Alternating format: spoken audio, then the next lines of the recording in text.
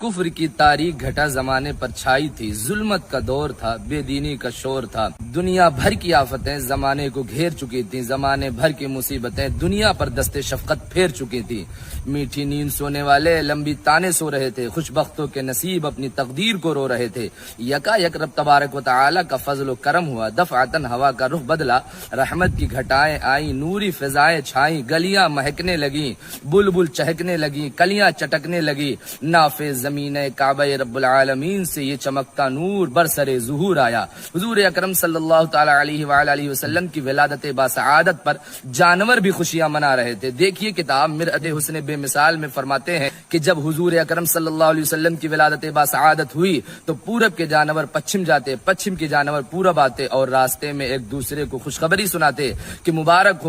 ہو، اب کوئی بھوکا نہیں رہے گا، اس لیے کہ بھوکوں کو کھانا کھلانے والے حضور آ گئے ہیں۔ سمندر کی مچھلیاں آپس میں اچھلتی تھی اور ایک دوسرے کو مزدہ سناتی تھی اور کہتی تھی کہ مبارک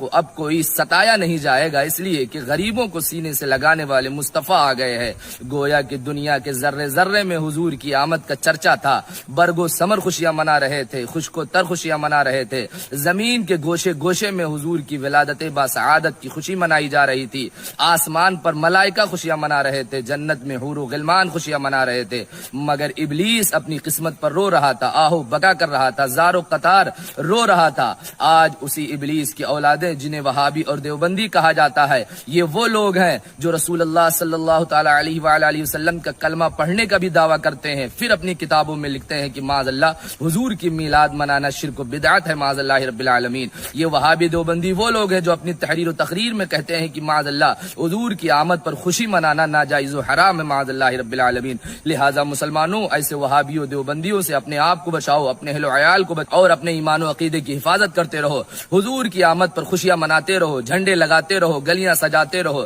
سب شرک کہنے والے جہنم چلے گئے، میلاد مصطفیٰ پہ چراغاں ہیں آج بھی۔